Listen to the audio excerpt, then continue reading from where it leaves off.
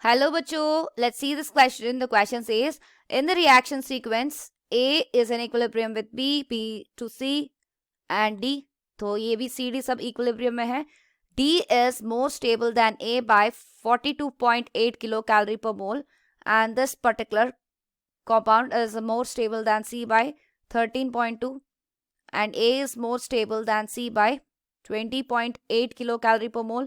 The transition state going on from A to B is more stable than the transition state going from B to C by 10.2 kilocalorie per mole, but it is less stable than the transition state going from C to D by 2.4 kilocalorie per mole. The energy of activation of C for transition state C to D is 4.3 kilocalorie per mole.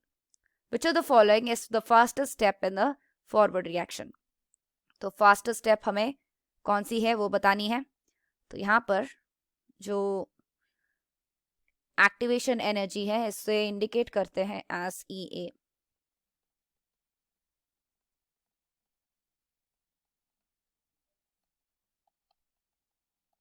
Given data में अगर ED लिखें, ED is equals to EA plus 42.8 kilo calorie per mole.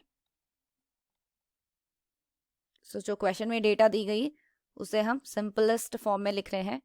That is EB is equals to EC plus 13.2 kilo calorie per mole. Next क्या दी गई? EA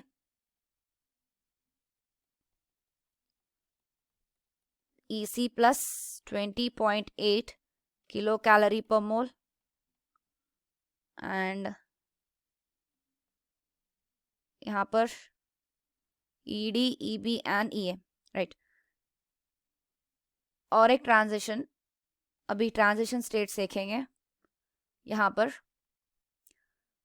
EA to B is equal to EB to C plus 10.2 kilo calorie per मोल. यही दी गई हमें question में. इसके साथ दूसरी transition EA to B is equal to EC to D plus C to D minus 4.2 kilo calorie per mole. That is EC for C to D will be, तो इसकी value 4.3 kilo calorie per मोल दी गई. This is the data given in the question. So as we know, Arrhenius equation क्या करता है? Which allows us to calculate the activation energy if the rate constant is known.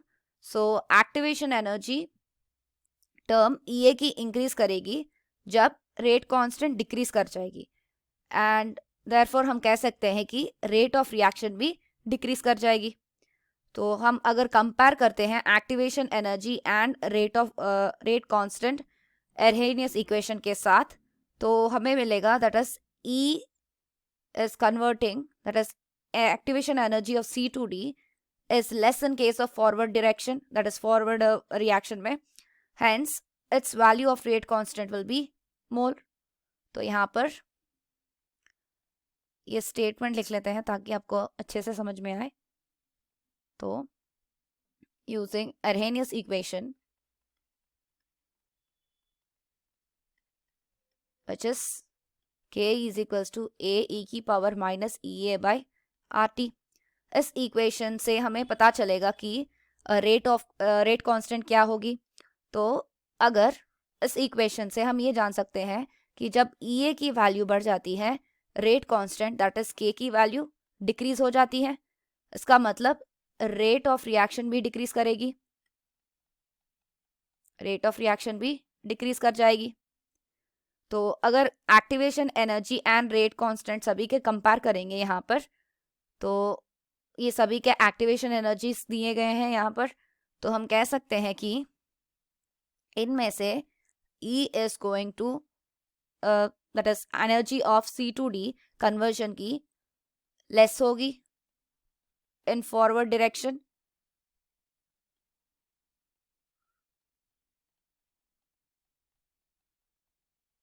Because यहाँ पर देखें तो values इनके कम होंगे when compared to the other values, तो इसकी रेट कांस्टेंट की वैल्यू मोर होगी, हेंस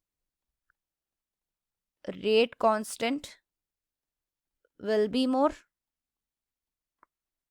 तो ये फास्टेस्ट स्टेप कहलाएगी, इट विल बी